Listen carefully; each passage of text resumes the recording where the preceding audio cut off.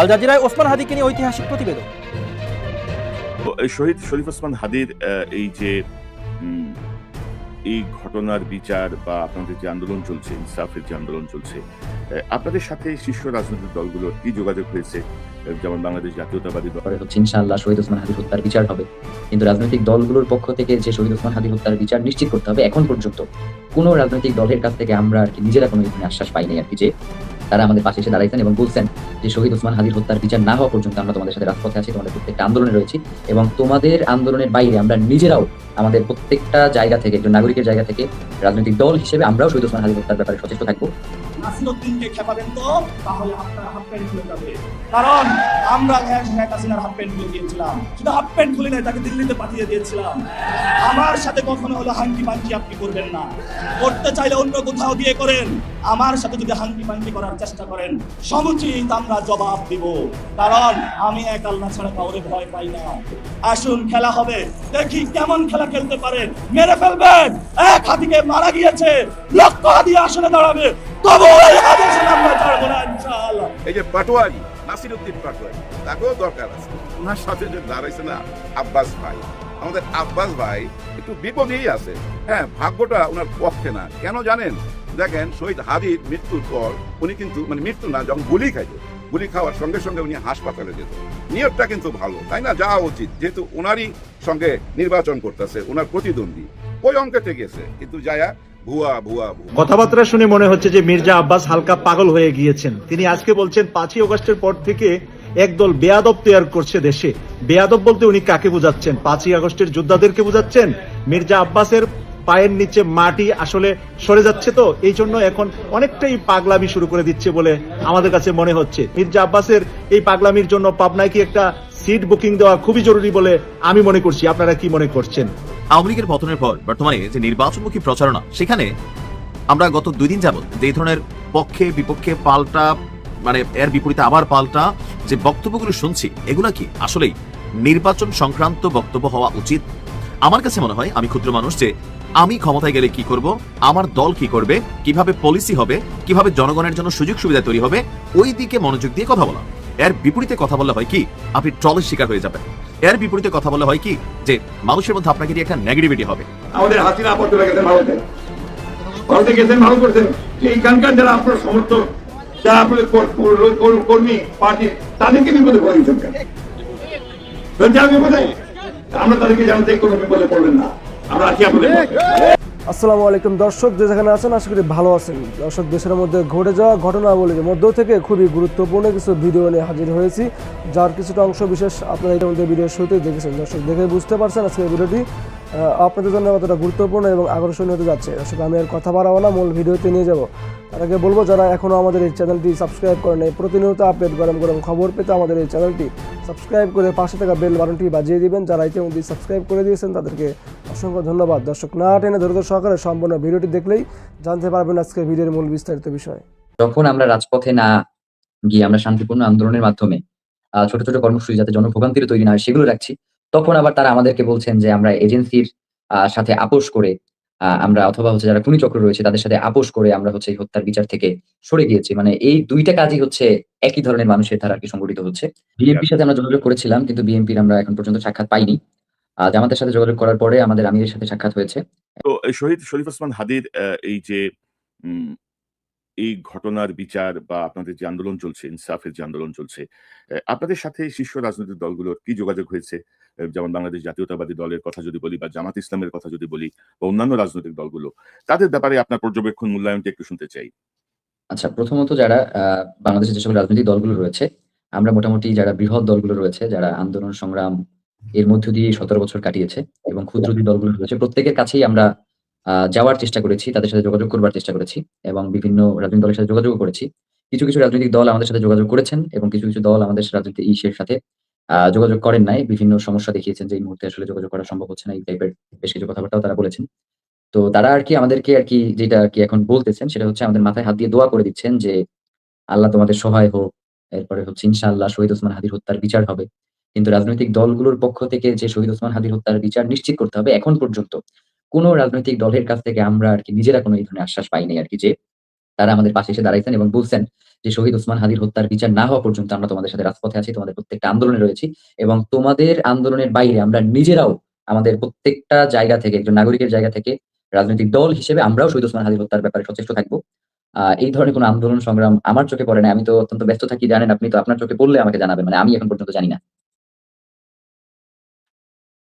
না, এমনিতে ধরেন আপনারা কি নিজেরা যোগাযোগ করছিলেন বা তাদের সমর্থন চেয়েছিলেন বা এমন বিএনপির সাথে আমরা যোগাযোগ করেছিলাম, কিন্তু বিএনপির আমরা এখন পর্যন্ত সাক্ষাৎ পাইনি। জামাতের সাথে যোগাযোগ করার পরে আমাদের আমিরের সাথে সাক্ষাৎ হয়েছে এবং তিনি আমাদেরকে দোয়া করেছেন। এনসিপির সাথে আমাদের আক্তার ভাইয়ের সাথে কথা হয়েছে। নাহিদ ইসলামকে মেসেজ দিয়েছিলাম বা রেকর্ড দিয়েছিলাম। উনি এখন পর্যন্ত রিপ্লাই দেওয়ার আরকি সময় পান নাই, হয়তো ব্যস্ত মানুষ, নির্বাচন নিয়ে ব্যস্ত আছেন। তো আক্তার ভাইয়ের সাথে কথা হয়েছিল প্রথম কয়েকদিন। তো এরপরে আরকি তারা ওইভাবে করে আরকি যোগাযোগ করছে না। এর বাইরে তো বাংলাদেশে আর যে দলগুলো রয়েছে তাদের পরিসর তো খুবই ক্ষুদ্র। তো এবং আমরা মানে সবাই ওসমান হাদির যে আদর্শ সেটার প্রচার করছেন। কিন্তু কেউই আসলে ওসমান হাদির হত্যার বিচারটা চাচ্ছেন না আরকি। তো আমরা যখন আবার রাজপথে আন্দোলনে যাই তখন অনেকেই আবার আমাদেরকে বিভিন্ন এলিগেশন দিচ্ছেন যে আমরা নির্বাচন বানচাল করবার জন্য আসলে রাস্তায় অবস্থান নিচ্ছি। আবার যখন আমরা রাজপথে না গিয়ে আমরা শান্তিপূর্ণ আন্দোলনের মাধ্যমে ছোট, ছোট কর্মসূচি যাতে জনভোগান্তির তৈরি না হয় সেগুলো রাখছি। তখন আবার তারা আমাদেরকে বলছেন যে আমরা এজেন্সির সাথে আপোস করে আমরা অথবা যারা খুনি চক্র রয়েছে তাদের সাথে আপোস করে আমরা এই হত্যার বিচার থেকে সরে গিয়েছি। মানে এই ২ টা কাজই একই ধরনের মানুষের দ্বারা আরকি সংগঠিত হচ্ছে। তো যেটা আসলে তবে আমরা এতটুকু আরকি আমাদের ইনকিলাব মঞ্চের পুরো টিম, মানে জি। পুরো বাংলাদেশের জনগণ তো এই মুহূর্তে আমাদের সঙ্গে রয়েছেন। কিন্তু পুরো বাংলাদেশের জনগণ যদি কেউ আমাদের সঙ্গে নাও থাকেন, এরপরেও আমরা পুরো টিম শহীদ ওসমান হাদির হত্যার বিচার না হওয়া পর্যন্ত আমরা আমাদের জায়গা থেকে বিচারের জন্য যা, যা করা দরকার আমরা সেটা করব। এবং আরেকটা জিনিস বলা হয় যে সরকার থাকবে না, সরকার করে যেতে পারে। আমি জানাইতে চাই যে জুলাইয়ের সরকার বলে না, যখনই তাদেরকে ধরা হয় যে আপনারা তো কোনো নির্বাচিত সরকার না, তখন তো সে দায় এড়ায় জুলাইয়ের সরকার বলে। এই যে জুলাই এতগুলো মানুষকে হত্যা করা হলো, গুম খুন করা হলো, এই সরকার ক্ষমতায় আসবার পরে আসলে তাদের সাথে বসে আসলে তারা কি সিদ্ধান্ত গ্রহণ করেছেন বা তাদের হত্যার বিচারের ব্যাপারে তারা এখন পর্যন্ত কি পদক্ষেপ গ্রহণ করেছেন? নির্বাচনের তারিখ যখন ঘোষণা করলেন তখন কি শহীদ পরিবারের সাথে একবারও এই সরকার বসবার চেষ্টা করেছেন বা তাদেরকে জানানোর চেষ্টা করেছেন কিনা যে যারা শহীদ হয়েছেন জুলাইয়ে তাদের বিচার তিনি নিশ্চিত করবেন নির্বাচনের সাথে, সাথে এই ধরনের কোনো আশ্বাস তাদেরকে দিয়েছেন কিনা? মানে সরকার যদি মনে করে যে পুরো বাংলাদেশে যারা রাজনৈতিক দল রয়েছে তারাই শুধুমাত্র তাকে ক্ষমতায় নিয়ে আসছে, আমি সরকারকে একটা জিনিস জানাইতে চাই, হাসিনার আমলে বাংলাদেশের কোনো রাজনৈতিক দল তারা এই হাসিনার বিপক্ষে তারা সাংগঠনিকভাবে ওইভাবে অবস্থান গ্রহণ করে নাই। যেইটা সাধারণ জনগণ নিজ জায়গা থেকে এসে অবস্থান গ্রহণ করেছেন। এবং সাধারণ জনগণের কথা কি বলবো? মানে আপনার ৩ তারিখ বা ৪ তারিখের আগ পর্যন্ত আমার তো দেখবারও প্রয়োজন হয় নাই যে এই আন্দোলনে কারা আরকি এটা লিড দিচ্ছেন। নাহিদ ইসলাম দিচ্ছেন না অন্য কেউ দিচ্ছেন, সেটা আমাদের প্রয়োজনই মনে করিনি। আমরা মনে করেছি যে এই আন্দোলনটা বাংলাদেশের জন্য দরকার। আওয়ামী লীগ নাই, মাঠ খালি, কিন্তু এই খালি মাঠে গোল দেওয়ার একটা সুযোগ ছিল, কিন্তু বিএনপি মহা একটা সুযোগ হাতছাড়া করছে। ৫ই আগস্টের পরপরই যদি ওনারা মাঠে নাইমা করতো নির্বাচনের জন্য, তাহলে কিন্তু কাজ হয়ে গেছিল। আর ওই মাঠে নামার জন্য লিডার দরকার ছিল, নেতার দরকার ছিল, কিন্তু নেতা তো ছিল না। যাই হোক, নেতা একটা টাইমে আসছে, আয়সা কিন্তু বেশ চমক দেখাইছে। হ্যাঁ ভাই, এই মুহূর্তে আপনি বলতে পারেন এই রাজনীতির মহলে সুপারহিট, হ্যাঁ সুপারহিট যাইতেছে তারেক রহমান সাহেব। আর সুপারহিট অনেকদিন যাবেতই যাচ্ছে আমাদের ডাক্তার শফিকুর রহমান স্যার। আবার সুপারহিট অবস্থায় চলে আসছে এনসিপি। নাহিদ ইসলামের কিন্তু কথাবার্তা চেঞ্জ হয়েছে, বডি ল্যাঙ্গুয়েজ চেঞ্জ হয়েছে, একটু মোটা হয়ে গেছে বেশি, মনে হয় ব্যায়াম ট্যায়াম করার সুযোগ পায় না। আমার মনে হয় ৩ বেলাই ভাত খায়, এটা হইতে পারে ভাই। অনেকের অভ্যাস আছে সকালে পান্তা ভাত খাওয়া, তাহলে এরকম মোটা হইলো কেন? আবার এটাও হইতে পারে মেডিসিনের রিয়াকশন, কারণ তাকে অনেক ওষুধ খাইতে হয়েছে। দেখেন নাই কিভাবে মারছিল, ব্যাক সাইড এই সাইডটা রক্তাক্ত করে ফেলছিল, অনেক মার খাইছে। আহারে, যাই হোক, ও সংসদে যাচ্ছে ইনশাল্লাহ, এটা আমার বিশ্বাস। জনগণ তাকে সংসদে নিবে। এই তরুণদের দরকার আছে, হাসনাত আব্দুল্লাহকে দরকার আছে, সার্জিসকে দরকার আছে, এই যে পাটোয়ারি নাসিরউদ্দিন পাটোয়ারি তাকেও দরকার আছে। একটু বেয়াদব মনে হয়, তাই না? কিছু করার নাই, বয়সের দোষ ধরে নিতে হবে। ওই আগের রাজনীতিটা একটু চেঞ্জ তো আসতে হবে, তাই না? আমি আপনার সঙ্গে দেখা করলাম, মিষ্টি মিষ্টি কথা কইলাম, কিন্তু পিছনে গিয়া আপনার বুড়া গাইলাম, আপনার সমালোচনা করলাম, তা তো করতেছে না। সামনে যেভাবে বলতেছে পিছনে ঠিক একইভাবে বলতেছে। তবে ওনার সাথে যে দাঁড়াইছে না আব্বাস ভাই, আমাদের আব্বাস ভাই একটু বিপদেই আছে। হ্যাঁ, ভাগ্যটা ওনার পক্ষে না। কেন জানেন? দেখেন, শহীদ হাদির মৃত্যুর পর উনি কিন্তু, মানে মৃত্যু না, যখন গুলি খাইল, গুলি খাওয়ার সঙ্গে সঙ্গে উনি হাসপাতালে গেল। নিয়তটা কিন্তু ভালো, তাই না? যাওয়া উচিত, যেহেতু ওনারই সঙ্গে নির্বাচন করতেছে ওনার প্রতিদ্বন্দ্বী, ওই অঙ্কেতে গেছে, কিন্তু যায়া ভুয়া ভুয়া ভুয়া। এরপরের পদক্ষেপগুলো দেখেন, উনি যা কিছু করতেছে সবই ওনার বিপক্ষে যাচ্ছে। উনি একজন সাধারণ মানুষের সাথে হাত মিলাইছে। আমার মনে হয় ওই লোকটা হাতটা ভিজা ছিল বোধহয়। তো ওই হাতটা লাগানোর পর, হাতটা মিলানোর পর যখন হাতটা ছাইরা দিল, উনি ওই হাতটার দিকে আবার এরকম তাকাইছে। যুক্ত অন্যরকম, চারিদিকেই তো ক্যামেরা, বুঝছেন? ওইটুক ভাইরাল হয়ে গেছে। ওইটুকু আবার একটা নাটকের সাথে জোড়া দিয়া অনেকে দেখাইতেছে। ওই নাটকের মধ্যে, হ্যাঁ, কি নাটক নাম ছিল জানি, এলেন কি জানি, হ্যাঁ, ভুলে গেছি। দেখেন, আমি আসলে সিনেমা ছাইরা দিয়ে আসছি তো 5-6 বছর হয়ে যায়, যার জন্য অনেক কিছু ভুলে যাইতেছি। ইদানিং রাজনীতি মাথার মধ্যে ঢুকছে। কেন ঢুকছে জানেন? শুধু একটা সুন্দর দেশের জন্য, হ্যাঁ ভাই, একটা নিরাপদ দেশের জন্য, আর দুর্নীতি মুক্ত একটা দেশের জন্য। যাই হোক, যেটা বলতেছিলাম, আব্বাস ভাই আসলে যে পদক্ষেপই নেয় সেটাই না ওনার পক্ষে থাকে না। যেমন একটা স্কুলে গেছে, ওইখানে যায় দেখে যে ভাই সবগুলাই শাপলা ফুল, মানে শাপলা কুলি, ওই ফুল ফুটায় রাখছে। স্কুলের ওরা কিন্তু অন্য নিয়তে করছে, মানে বাচ্চারা সুন্দর সুন্দর ফুল বানাইতে পারে, কিন্তু ওই শাপলা ফুলটা সবাই বানাইছে। ওইটার সামনে উনি দাঁড়ায় রয়েছে। উনার মনটা কেমন চিন্তা করেন। ওইখানে এক গুচ্ছ ধান গাছ যদি কেউ বানাইতো তাইলে না হইতো, কিন্তু না, সব শাপলা। আর যে শাপলা ওনার প্রতিদ্বন্দ্বী পাটোয়ারিকে কিন্তু একদম সহ্যই করতে পারতেছে না উনি।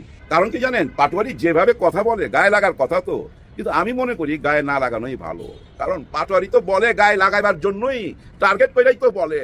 কারণ কি জানেন, ওই যে উপরের একজনকে যদি খোঁচা দেওয়া যায়, তাহলে তো ভাই সবাই ওইটা নিয়ে আলোচনা করবে। কারণ পাটোয়ারি যদি একজন ওয়ার্ড মেম্বার বা একজন চেয়ারম্যান নিয়ে খোঁচাখুচি করে, এগুলো আলোচনা হবে? আলোচনা হবে না। আমার একটা কথা মনে পড়লো, শেয়ার করি, একটু সময় নষ্ট হবে আপনাদের। আমি যখন সিনেমায়, তখন আমি ইয়াং, তো দেলোয়ার জাহান ঝন্টু সাহেব, উনি আমার ওস্তাদ, টিচার মানুষ। তো উনি না সবসময় না দেখতাম শাবানা ম্যাডামের হাজবেন্ড সাদেক সাহেবকে খুব খোঁচা দিয়া কথা বলতো, কুরবানি, চিত্রালী, বিচিত্রা এইসব পত্রিকায়। একদিন আমি উনারে জিজ্ঞেস করলাম যে আপনি অযথা উনারে খোঁচান কেন? ম্যাডামকে নিয়ে তো আমরা ছবি বানাই, শিডিউলে একটা ডিস্টার্ব যদি কইরা যায় সাদেক সাহেব, তখন কি করবেন? তারপরে চপ, তরে আমি খোঁচা দিলে পত্রপত্রিকায় লেখা হবে? এটা কই আমার ধমক দিল। তরে যদি আমি খোঁচাই, এটা কি পত্রপত্রিকায় আসবে? ওই সাদেকরে খোঁচালি তো আসবে, কারণ ও শাবানা ম্যাডামের হাজবেন্ড। ওই জন্য ওরা এই খোঁচাটা দেই, যার জন্য পত্রিকায় লেখে। এগুলো বুঝবি না তুই? তখন আমি ওনার ছাত্র। যাই হোক, কথাটা কেন বললাম, ওই যে উপরে খোঁচা দিতে হয়, তখন ওই মিডিয়া ওইগুলো লুইফা নেয়, যার জন্য নাসিরউদ্দিন পাটোয়ারি আব্বাস ভাইকে খোঁচা দেয়। হ্যাঁ, আব্বাস ভাই, এটা আপনি মাথায় নিয়েন। ও আপনাকে খোঁচা দিয়া না মিডিয়াটাকে দখল করে রাখছে। আপনি গায়ে মাইখেন না, আপনি তার কথার কোনো জবাবই দিয়েন না, আপনার মতো আপনি কাজ করে যান। কিন্তু আরেকটা কথা কইতে পারেন, যেটাতে আপনি কিন্তু অনেক বড় হয়ে যাবেন। হ্যাঁ, অনেক বড় হয়ে যাবেন। আমার বুদ্ধি নেন। আমার এই ভিডিওটা যদি কেউ দেখেন, আব্বাস ভাইকে দিয়েন। আপনি কি করবেন জানেন? এরপর যখন মিডিয়া আপনার সামনে আসবে, আপনি বলবেন, আমার এলাকার ভাই ব্রাদারকে আমি বলতে চাই, এই পাটোয়ারি আমার ছোট ভাই, ও যখন রাস্তা দিয়ে যাবে বা এখানে যদি কোথাও দাঁড়ায় মিটিং করে, কেউ আপনারা পচা ডিম মারবেন না, পানি মারবেন না। যদি আপনারা পানি মারেন, পচা ডিম মারেন, তাহলে আমরা ধৈর্য নিব আপনারা গুপ্ত। হ্যাঁ, আপনারা গুপ্ত, ওইটা বইলা ওদেরকে পচায় দিবেন, যারা পানি মারে, ডিম মারে। হ্যাঁ ভাই, ওনার এলাকায় আবার সেই পানি মারছে, ময়লা পানি। আহারে, হাদিকে যেভাবে মারছিল পানি, শহীদ হাদি তখন বলছিল যে পানি মারেন, মারেন, আরো মারেন, কিন্তু ভোটটা দিয়েন। শহীদ হাদি আপনাদের কাছে ভোট চাইছে ভাই, আপনাদের কাছে ভোট চাইছে। হ্যাঁ, সারা বাংলাদেশের কাছেই ভোট চাইছে। ভোটটা দিয়েন, এই জওয়ানদেরকে ভোটটা দিয়েন। দেশের যদি কিছু পরিবর্তন চান, একদম পুরোপুরি না হলেও যদি কিছু পরিবর্তন চান, এই জওয়ানদেরকে সংসদে যাওয়ার সুযোগ করে দিয়েন আপনারা। যাই হোক, যে কথা বলছিলাম মানে যেটা আমার বলার উদ্দেশ্য আজকে, সেই কথায় আসি। দেখেন, আমাদের সিনেমায় যেমন জুটি থাকে না, যেমন আমাদের শাকিব খান, অপু বিশ্বাস একটা জুটি, আবার আগের একটা জুটি ছিল শাবানা ম্যাডাম আর আলমগীর সাহেব, দুজনের জুটি। এরকম একটা জুটি কিন্তু রাজনীতি তো ছিল। খেয়াল করে দেখেন, গত 16 বছর বিশেষ করে এই জুটিটা সুপার ডুপার হিট ছিল। সেটা কোন জুটি জানেন? জামাত ইসলাম আর বিএনপি। বিএনপি আর জামাত যে একটা জুটি ছিল না ভাই, সাংঘাতিক একটা জুটি ছিল। ওই টাইমে শেখ হাসিনা, মানে আওয়ামী লীগের নেত্রী শেখ হাসিনা, এই জামাতকে মুইছা ফেলতে চাইছিল রাজনীতি থেকে। বহু রকম, বহু অ্যাঙ্গেলে চেষ্টা করছে, জঙ্গি ট্যাগ দিয়ে এমন একটা অবস্থা করছিল যেখানে শিবিরের কাউকে পাইতো, ওইখানেই সারা মিডিয়া ঝাঁপায় পড়তো, কারণ জঙ্গি ধরা পড়ছে, জঙ্গি ধরা পড়ছে, এরকম একটা অবস্থা নিয়ে ঠেকাই দিয়েছিল। এই মিডিয়া কেন গেছিল? শুধু ভাই নিজেদেরকে বাঁচাইবার জন্য, নিজেকেও বাঁচানো, আবার টাকা পয়সাও কামানো। দুইটা একসঙ্গে পাইলে জীবনে আর কি লাগে বলেন? অনেকের অ্যাকাউন্টে কোটি কোটি, শত শত কোটি টাকা পাওয়া গেছে না সাংবাদিক, কিছু জেলে আছে, কিছু পালায়া গেছে। ওই সাংবাদিকদের মতোই কি আবার এই সাংবাদিকরা? না, আমার মনে হয় না। ওই আগের অবস্থা আছে, আর আগের অবস্থায় ওনারা যাইতেও পারবে না। কেন জানেন? এখন একটা স্বাধীনতা আছে, এই সোশ্যাল মিডিয়া। এই সোশ্যাল মিডিয়া সব সত্য সামনে তুলে আনবে। কোনো সাংবাদিক যদি মনে করে কারো দালালি করবে, পারবে না। এই মিডিয়া ওই দালালকে সামনে তুলে ধরবে, তার মুখোশ খুলে দিবে ভাই। আর এই সোশ্যাল মিডিয়া কি আগেও ছিল না? গত 15-16 বছর কি ছিল না? নিশ্চয়ই ছিল। কিন্তু ওই যে দাবায় রাখছিল, গলা টিপা রাখছিল, রাইতে উঠায় লয়ে যেত, দরজার মধ্যে টক টক টক টক আওয়াজ হইতো, রাইতে 2টা 3টা ঘরে ঢুকে আপনি নিয়ে চলে যেত। একটুখানি লেখালেখি করলে, একটুখানি তাদের বিপক্ষে কথা বললে। আর এই সাংবাদিকরা কেন সত্য কথা লিখতে পারতো না? এর পিছনে বড় একটা কারণ কি জানেন? এই চ্যানেলগুলোর যে মালিক, এরা হলো ব্যবসায়ী। আর এই ব্যবসায়ীরা আবার রাজনীতিতে ওরা আবার ডোনার, বড় বড় অঙ্কের টাকা ওরা দেয়। এবার আসি আসল কথা। এই যে বড় বড় ডোনার, বড় বড় ধনী, এদেরকে নিয়েই শেখ হাসিনা এই দেশটাকে 41 সাল পর্যন্ত চালাইবার স্বপ্ন দেখছিল। উনার দলের সমস্ত বড় বড় ত্যাগী নেতাদেরকে উনি সাইড লাইনে ফেলে দিয়েছিল, কোনো পাত্তা দিত না। নতুন নতুন নেতা বাইছা নিছে, তারা কারা? সব ব্যবসায়ী। একটু চোখ বুলায় দেখেন, অতীতের দিকে একটু চোখ বুলায় দেখেন। 7 লাখ টাকার জুতা, 3 লাখ 2.5 লাখ টাকার বেল্ট, 350 বাড়ি কিভাবে বানাইতে পারে একজন নেতা? যে নেতা আপনাদের কাছ থেকে ভোট নিছে আপনাদের সেবা করার জন্য, অথচ দেখেন ও নিজের সেবা তো এমন ভাবে করছে 14 গোষ্ঠী নিয়ে বিদেশে চলে গেছে। আগামী নির্বাচনে বিএনপির সম্ভাব্য পরাজয়ের দ্বিতীয় গুরুত্বপূর্ণ কারণ ফাঁস। বিএনপির সামনে আর কোনো উপায় নেই। দর্শক, বিএনপি পরাজিত হবে এটা এখন দিবালোকে না স্পষ্ট। তাদের সম্ভাব্য পরাজয়, তারা তো হারু পার্টি, সেই ডাকসু থেকেই তো দেখেন ওরা বলবে, এটা কান দিবেন না। আর আমরা যেটা বলি সেটা তো হয়, দেখেছেন না? অনেকে বলবেন যে সুলাইমান ভাই আপনি বাড়ি বাড়ি বলছেন। আরে ভাই, কোথায় বাড়ি বলছি? ডাকসু নির্বাচনের আগেও তো এরকম বলতাম। ডাকসুতে, ঢাকা বিশ্ববিদ্যালয়, আবার জাহাঙ্গীরনগরের মতো একটা জায়গায় যেখানে শিবিরের লোকজনেই বিধি খেয়ে টিকে থাকতে হয়েছে, সেখানে শিবির জিতবে নজিরবিহীন ভাবে, ভূমিধ্বস বিজয় হবে। ভাই আপনি একটু বাড়িয়ে বলছেন, আমাকে অনেকে বলতেন আরে ভাই ঢাকা বিশ্ববিদ্যালয় জাহাঙ্গীরনগরে শিবির ওইভাবে জিততে পারে না। রাজশাহী চট্টগ্রামের কথাটা আছে, অনেকে বলতেন আমাকে, সাবেক শিবিরে অনেকে বলতেন। কিন্তু আমি কি বলেছিলাম? শিবিরের ভূমিধ্বস বিজয় হবে, ছাত্র দল ভয়ানক ভাবে পরাজিত হবে, লজ্জাজনক পরাজয়ের মুখোমুখি হবে। কি হয়েছে? তোরা তো হারু পার্টি, আর জামাত জিতবে, শিবির জিতবে, আমরা যা বলি সেটা তো হয় ভাই। এখন এই যে বিএনপি আগামী নির্বাচনে পরাজিত হবে, জামাত জিতবে, ওই ডাকসুতে যেরকম শরিক হয়েছে এটাও শরিক হবে। আমরা বুঝে শুনে মাঠের বাস্তবতা, আন্তর্জাতিক সমীকরণ, দেশি বিদেশি খেলা, ইউনুসের খেলা, সবকিছু বুঝে শুনে বলছি আগামী নির্বাচনে জামাত জিতবে, বিএনপি পরাজিত হবে। তো বিএনপি কেন পরাজিত হবে সেই কারণ উদ্ঘাটন করি। বিএনপিও জানে, যার ফলে পরাজয়ের পর বিএনপি কি বলবে বিএনপি সেটাও ঠিক করছে। যেমন এই জন্য বিএনপির নেতাকর্মীদের মুখে কিন্তু এখন অভিযোগের সুরে কথা। এর মানে এই ফিল ভালো না, এই সেই। আমেরিকা জামাতকে কি বলবে আমি বলে দিই, ওটা পরাজয়ের পর বলে। যেমন 2001 সালে আওয়ামী লীগ পরাজয়ের পর বলেছিল যে আমরা আমেরিকাকে তেল গ্যাস দিতে রাজি হয়নি, বঙ্গোপসাগরের গ্যাস তারা কন্ট্রাক্ট চেয়েছিল যে আমরা গ্যাসটা উঠাই দিই, আমরা এতটুকু নেই। এর জন্য নাকি আওয়ামী লীগ ক্ষমতা আসতে পারেনি। আমেরিকাকে তেল দিতে না গ্যাস দিতে রাজি হয়নি, ক্ষমতা আসতে পারেনি। সেন্ট মার্টিন দিতে রাজি হয়নি, ক্ষমতা আসতে পারেনি। বিএনপি দিয়েছে, ক্ষমতা এসেছে। 2001 সালে আওয়ামী লীগ পরাজয়ের পর এটা বলেছিল শেখ হাসিনা, এবং এটা শেখ হাসিনা পতনের আগ পর্যন্ত এটা বলে গিয়েছে যে 2001 সালে কেন ক্ষমতা আসতে পারেনি, আমেরিকা আসতে দেয়নি। এখন এবার যে জামাত ক্ষমতা আসবে, এরপরে বিএনপি এটাই বলবে যে আমেরিকা জামাতকে ক্ষমতা এনে দিয়েছে, যে আমরা আমেরিকার সাথে গোপন চুক্তি করিনি, জামাত এই করেছে সেই করেছে, আমেরিকার সহায়তায় জামাত ক্ষমতা এসেছে। ওরা ওইটা বলবে, ওটাও রেডি করে ফেলেছে। আমি বললাম আপনারা লিখে রাখেন, বেশি দিন তো নাই, মিলিয়ে নিন। আমেরিকা জামাতকে ক্ষমতা এনে দিয়েছে, এই ন্যারেটিভ তারা বাজারে ছড়াবে। কিন্তু অনেক ন্যারেটিভই ছড়াবে, কিন্তু লাভ নাই। এইসব ন্যারেটিভে কিচ্ছু হয় না, আপনার ন্যারেটিভ খায় না। ডাকসুতে পরাজয়ের পর কত ন্যারেটিভ, নীলক্ষেতের ব্যালট অমুক তমুক, কোনো লাভ হয়েছে? একটা প্রতিষ্ঠিত করতে পেরেছেন? পরাজিত পার্টি, হারু পার্টি, এরকম অনেক কিছু বলে। তো বিএনপি আগামী নির্বাচনে পরাজিত হবে। এখন পরাজয়ের পর বিএনপি কি বলবে এটা আপনাদের বললাম। আর পরাজয়ের কারণ কি হবে এটা নিয়ে এখন বিশ্লেষণ। একটা কারণ হচ্ছে চাঁদাবাজ। মূলত বিএনপি কে মানুষ বর্জন করছে তাদের চাঁদাবাজির কারণে। তাদের অন্তর্কোন্দল, তাদের সন্ত্রাসী মানসিকতা, ভারতের দালালি, এগুলো তো আছেই, কিন্তু প্রধান কারণ চাঁদাবাজি। বিএনপি যদি 5 আগস্টের পর চাঁদাবাজি না করতো, তাদের এত করুণ পরিণতি হতো না। তাহলে বিএনপির সম্ভাব্য পরাজয়ের প্রধান কারণ হবে চাঁদাবাজি। দ্বিতীয় গুরুত্বপূর্ণ কারণ হচ্ছে ভারতের সাথে গোপন চুক্তি। ডাক্তার সৈয়দ আব্দুল্লাহ মোহাম্মদ তাহের, জামাত ইসলামীর নায়েবে আমির, তিনি বলছেন একটি দল নতুন করে ভারতের সঙ্গে আপোষ করে আবার দেশ শাসনের জন্য বাংলাদেশকে বিক্রি করে দিতে চায়। এদেশের মানুষ 4 কোটি যুবক এটা হতে দিবে না।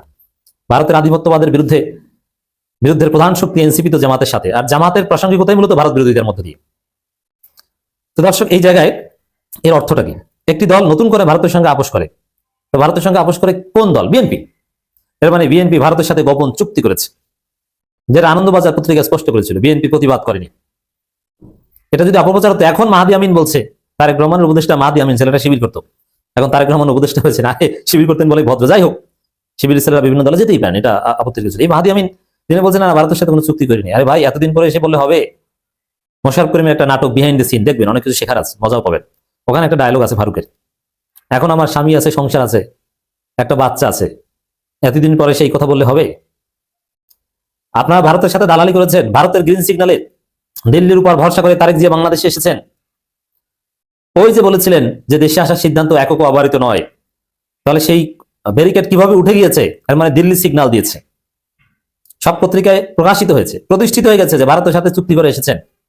কি চুক্তি করে এসেছেন এটাও ফাঁস হয়েছে, এটা মানুষ বিশ্বাস করে ফেলেছে। এখন আপনি এসেছেন যে না চুক্তি হয়নি এটা বলে, এখন তো আপনার বলার মেয়াদ নাই। মানে বিষয়টা কেমন? আপনি স্কুল জীবনে প্রেম করেছেন, একজনকে ভালোবাসতেন, তাকে আপনার পছন্দ, কিন্তু আপনি বলেন নাই, মনে মনে রেখেছেন।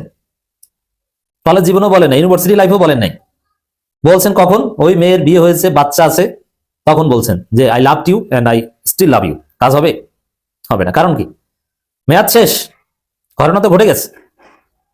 তো এরকম বিএনপি ভারতের সাথে চুক্তি করেছে, আর এই চুক্তির কারণে জনগণ বিএনপিকে বর্জন করেছে, ভোট দিবে না, এটা প্রতিষ্ঠিত হয়ে গেছে। তবে এখন যদি বলেন আপনি সে আনন্দবাজারের রিপোর্টের বিরুদ্ধে স্টেটমেন্ট দেন নাই কেন, এর মানে ওই সময় বিয়ে হয়ে গেছে, বিয়ের সময় আপনি বাধা দেন নাই, এর মানে আপনি আর ওই মেয়ে পাবেন না।